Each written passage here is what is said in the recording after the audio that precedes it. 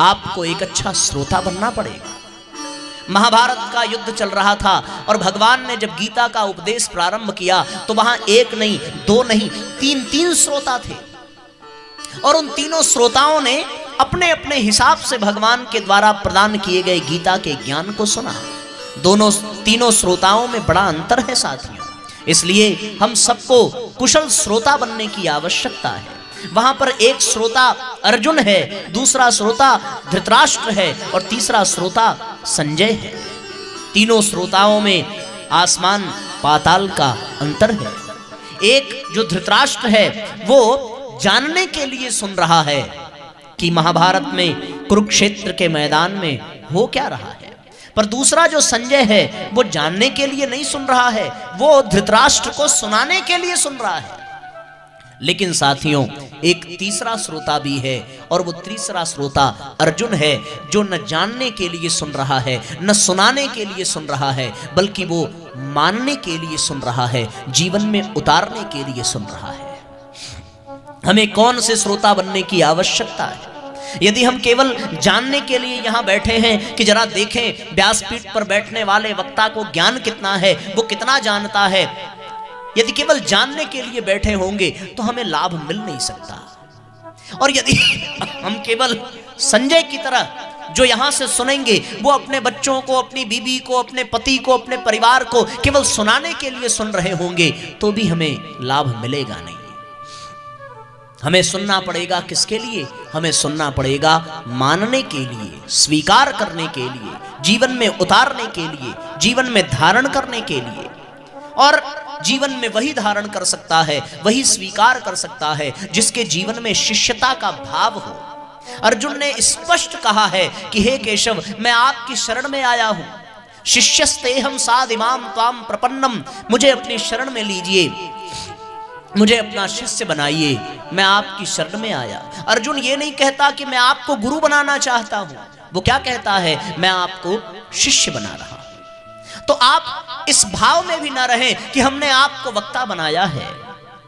आप तो एक अच्छे श्रोता बने, और श्रोता बनने का भाव जब होगा, शिष्यत्व का जब भाव होगा, तब कृष्ण के द्वारा प्रदान की गई गीता की अद्भुत विचारधारा अर्जुन के तरीके से हमारे जीवन में कायाकल्प कर देगी। अंत में जब भगवान कृष्ण अर्जुन से पूछते हैं कि अर्जुन यदि कुछ और जानना हो तो बता दे, अर्जुन ने कहा सारे भ्रम मिट गए, सारा संशय मिट गया, सारी परेशानियां मिट गईं, अब तो सब कुछ स्पष्ट दिखाई दे रहा है। करिष्ये वचनम तब कह करके भगवान को प्रणाम करता है। अब आप जो कहेंगे मैं केवल वही करूंगा, क्योंकि अब अर्जुन भगवान के विराट स्वरूप को देख सका है। और अर्जुन भगवान के विराट स्वरूप को केवल और केवल इसलिए देख सका क्योंकि उसके भीतर शिष्यत्व का भाव है, दीनता का भाव है, दैन्यता का भाव है कि हमें कुछ मिल जाए। ये दैन्यता ही श्रोता की आभूषण है। हमारे भीतर भी दैन्यता होनी चाहिए, दीनता होनी चाहिए, और वक्ता के भीतर सेवा का भाव होना चाहिए कि हम अपने श्रोताओं पर क्या क्या लुटा दें, कौन कौन सी बातें उनको बता दें इन 7 दिनों में कि उनके जीवन में आमूल चूल परिवर्तन हो, उनका जीवन धन्य बने।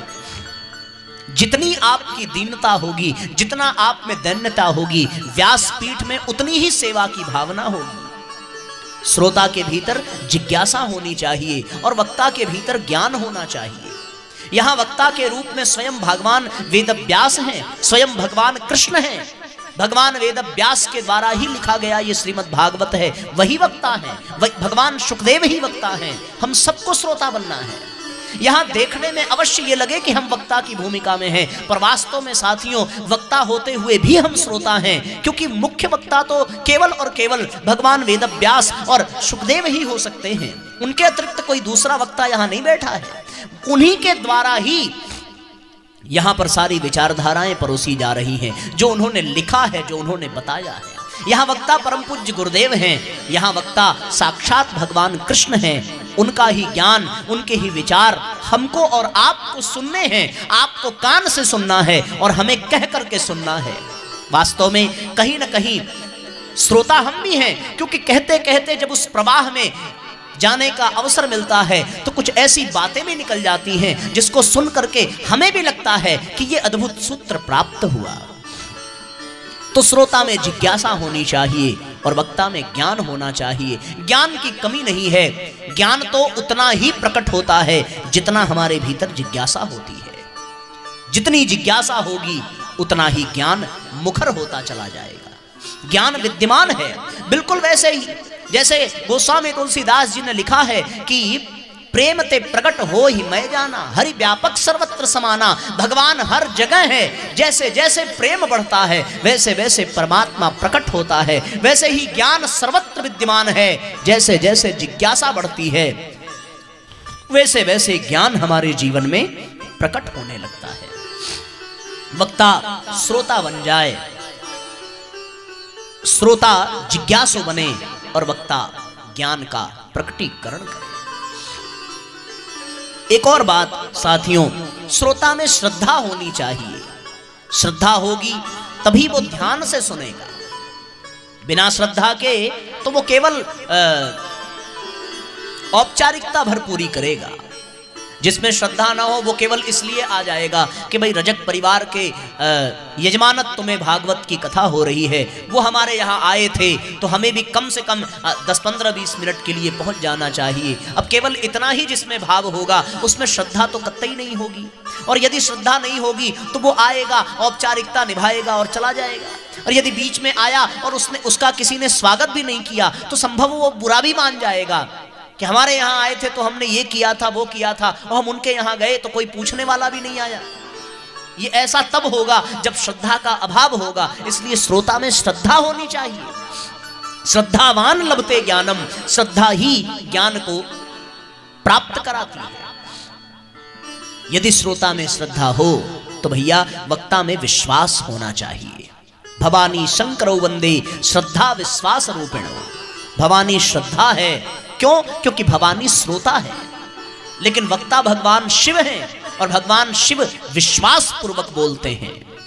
श्रद्धा विश्वास रूपिण, वक्ता में विश्वास होना चाहिए, श्रोता में श्रद्धा होनी चाहिए। एक और बात साथियों, श्रोता में पुरुषार्थ होना चाहिए, मेहनत होनी चाहिए।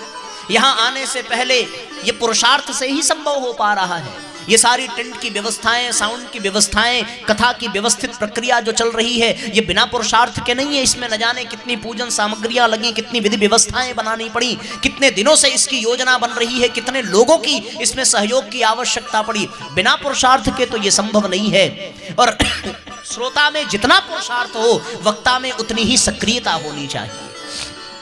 यदि समय कथा का 3 बजे का है तो वक्ता बिल्कुल 3 बजे आ जाए, इतनी सक्रियता के साथ वो तत्पर रहे, तब दोनों के संयोग से कथा की दिव्य धारा का आनंद मिलता है। तो श्रद्धावान बने, पुरुषार्थी बने श्रोता और जिज्ञासु बने श्रोता। इसलिए साथियों तब जाकर के कथा का वास्तविक आनंद मिलता है, तब जाकर के मार्गदर्शन का लाभ मिलता है। अन्यथा तो बहुत सी कथाएं होती हैं, बहुत से वक्ता कह रहे हैं, बहुत से श्रोता कह रहे हैं। अकेले आपके मध्य प्रदेश में भी सैकड़ों स्थान पर भागवत चल रही होगी इस समय, और उन सब जगह श्रोता होंगे, सब जगह वक्ता होंगे, सब जगह आयोजन अच्छा हो रहा होगा, लेकिन लाभ वही मिलेगा जहां श्रोता में श्रद्धा हो और वक्ता में विश्वास हो। लाभ वही मिलेगा जहां श्रोता में पुरुषार्थ हो और वक्ता में सक्रियता हो। लाभ वही मिलेगा जहां श्रोता में जिज्ञासा हो और वक्ता में ज्ञान हो। और साथियों एक और बात कि लाभ वही मिलेगा जहां श्रोता में अनुसरण हो और वक्ता में मार्गदर्शन हो। वक्ता मार्गदर्शक होना चाहिए और श्रोता उस मार्गदर्शन को जीवन में अनुसरण करने वाला होना चाहिए। जैसा बताया जाए उसे अपने जीवन में उतारने का अभ्यास प्रयास, तब जाकर के बात बनती है। और एक अंतिम बात, श्रोता में समर्पण होना चाहिए और वक्ता में साधना होनी चाहिए। जैसे जैसे श्रोता समर्पित होता जाएगा वैसे वैसे वक्ता की साधना का अंश श्रोता को अपने आप मिलने लगेगा। बिना समर्पण के संभव नहीं है। समर्पण श्रद्धा से ही आता है, श्रद्धा जिज्ञासा से ही आती है और जिज्ञासा पुरुषार्थ को जन्म देती है। उस पुरुषार्थ के परिणाम से हमारे जीवन में ज्ञान प्रकट होता है। यही पूरा खेल हमें खेलना है। हम एक अच्छे श्रोता बन जाएं। हम संजय वाले श्रोता न बने कि सुन लिया दूसरों को सुनाने के लिए। हम धृतराष्ट्र वाले श्रोता न बने कि सुन लिया जानने के लिए। हम तो अर्जुन जैसे श्रोता बने कि सुन लिया तो जीवन में उतारने के लिए, जीवन में अपने आप को धन्य बनाने के लिए। और फिर हम अपने आचरण से ही लोगों को सिखा सकते हैं। आप कितना भी किसको सुना लें, संभव नहीं है। हम यहाँ व्यासपीठ पर बैठ करके बड़ी अच्छी अच्छी बातें करें, पर हमारा आचरण बिल्कुल बिगड़ा हो, हमारे विचार बिल्कुल दूषित हों, भावनाएं बिल्कुल कुंठित हों, तो ऐसी परिस्थिति में साथियों हम कितना भी अच्छा प्रवचन कर लेंगे पर आपको कतई लाभ नहीं मिलेगा। हमें तो इस पर विशेष ध्यान रखना पड़ता है कि यहाँ से जो कहा जा रहा है उससे कहीं अधिक आवश्यक है कि इन 7 दिनों में हमारे द्वारा क्या किया जा रहा है। हम जो करेंगे उसका असर आपके ऊपर ज्यादा पड़ेगा, पर जो कहेंगे उसका असर उतना नहीं पड़ेगा। करने के बाद यदि कहेंगे तब उसका लाभ विशेष मिलेगा। भगवान पहले करके दिखाते हैं, उसके बाद कहते हैं।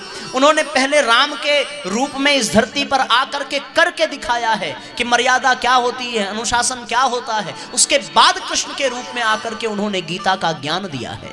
उसके पहले उन्होंने कुछ नहीं कहा। राम के रूप में आकर के उन्होंने किसी को उपदेश नहीं किया। उन्होंने राम राज्य की स्थापना करके ये दिखाया है कि कैसे करना है, और उसके बाद फिर उसी किए हुए की बातों को उन्होंने करके दिखाया है, कह के बताया है अर्जुन को गीता के माध्यम से, गीता के ज्ञान के रूप में।